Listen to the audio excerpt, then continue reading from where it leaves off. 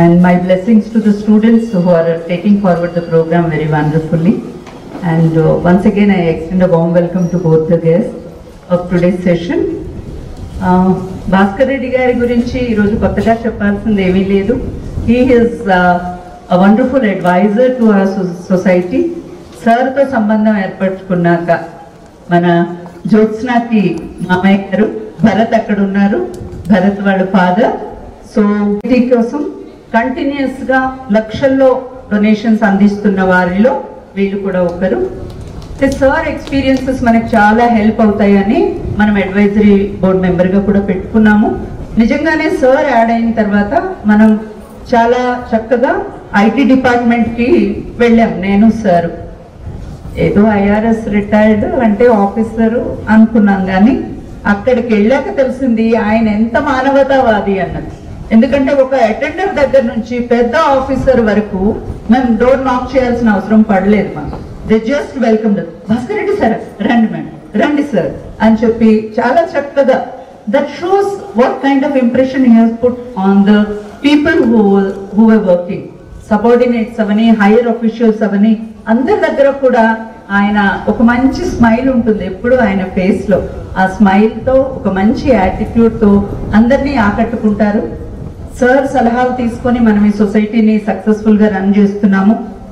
అయితే పిల్లలు sir IRS return, అబ్బో ఎంత గొప్ప పెద్ద డబ్బున్నింట్లో పుట్టారేమో ఆయన, బాండ్ విత్ సిల్వర్ స్పూన్ ఏమో అని అనుకుంటాం, కానీ అది కాదు.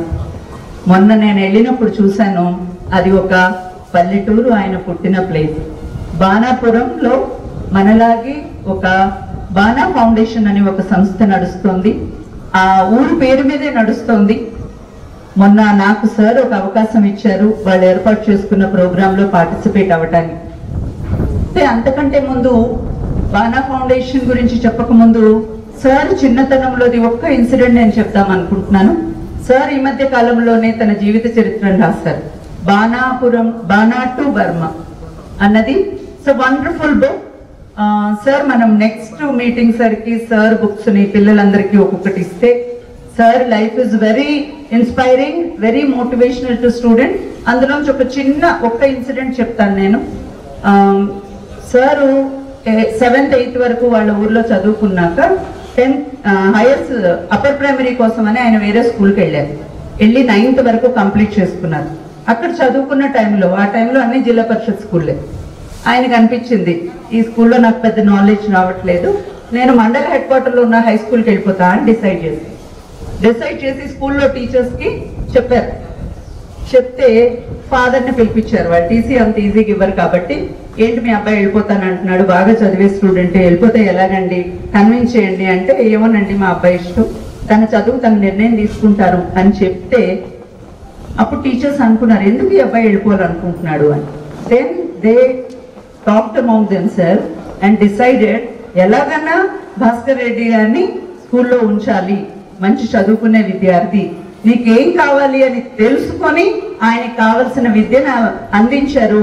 ఆయన 10th క్లాస్ లో స్కూల్ టాపర్ అయ్యారు. అంటే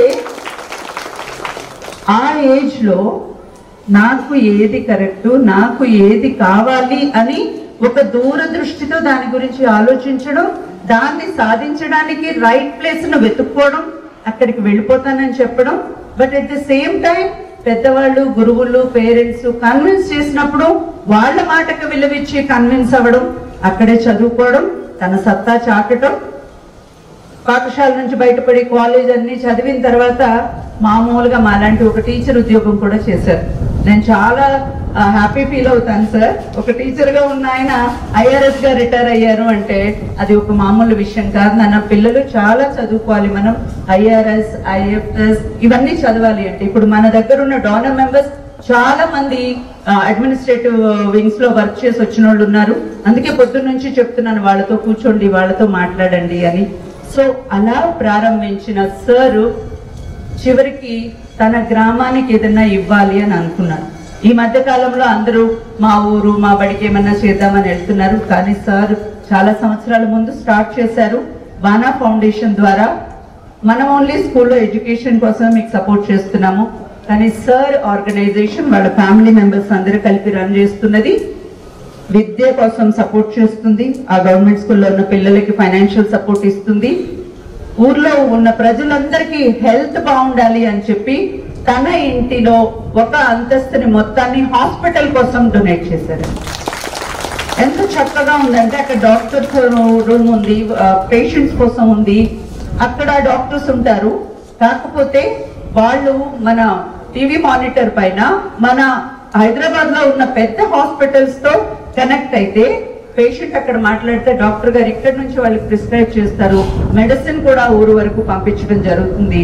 సో మొన్న వెళ్ళినప్పుడు చూస్తే సార్ ఆ ఊర్లో రోడ్ల గురించి పట్టించుకున్నారు, ఊర్లో వాళ్ళందరికీ ప్యూర్ డ్రింకింగ్ వాటర్ ఇప్పించే బాధ్యత కూడా సారే నెత్తిన వేసుకున్నారు. ఇలా ఆ ఊర్లో నడుస్తుంటే మేము మెయిన్ రోడ్ లో దిగితే కోలాటాలతో డప్పులతో ఎంత బాగా తీసుకెళ్లారంటే, ఎప్పుడో చదివాం చరిత్రలో రాజులు వస్తే ప్రజలు ఎలా స్వాగతం పలికేవారు అని. ఆ రోజు నాకైతే నా 2 కళ్ళు సరిపోలేదు అసలు. It was such a wonderful day for me, memorable day for me. అసలు అంత గొప్ప కార్యక్రమం. ఎప్పుడు చూసినా సార్ ఏదో గేమ్స్ ఆడుతున్నట్టు ఉంటారు, ఫ్యామిలీ మెంబర్స్ తో స్పెండ్ చేస్తున్నట్టు ఉంటారు, అందరినీ టూర్స్ తీసుకెళ్తూ ఉంటారు. ఆ మధ్యలో కూడా ఆయన ఇలాంటి కార్యక్రమాలు చేసేస్తున్నారు. అది కూడా చిన్న కార్యక్రమం కాదు, చాలా గొప్ప కార్యక్రమం. ఆ యాటిట్యూడ్ మనం సార్ దగ్గర నుంచి నేర్చుకోవాలి. అందుకనే ప్రతిసారి మనం సార్ ని గెస్ట్ గా పిలుచుకుంటాము. So whenever we listen to people, try to understand వాళ్ళు అక్కడి వరకు ఎలా వచ్చారు, వాళ్ళ జర్నీ మనకి లెసన్ అవ్వాలి. మనం దాన్ని అనుభవించి లెసన్ నేర్చుకుంటాము అనుకునే కంటే ఇలాంటి వాళ్ళ జీవిత గాథలను విని కూడా మనం, మేడం గారు కూడా చక్కగా చెప్పారు. Thank you madam for the wonderful assurance. And ఈ సందర్భంగా విద్యార్థులను ఉద్దేశించి, అలాగే మన సొసైటీ కూడా ఇంకా ఎలా ముందుకెళ్తే బాగుంటుంది అన్న విషయం గురించి కూడా మమ్మల్ని అందరినీ ఉద్దేశించి మీ మనసులో ఉన్న మాటలను మాకు తెలియచేయాలని మరి ఒక్కసారి మీ బానా టు బర్మాని గుర్తు చేసుకుంటూ మీరు సూచనలు ఇవ్వాల్సిందిగా కోరుకుంటున్నాను.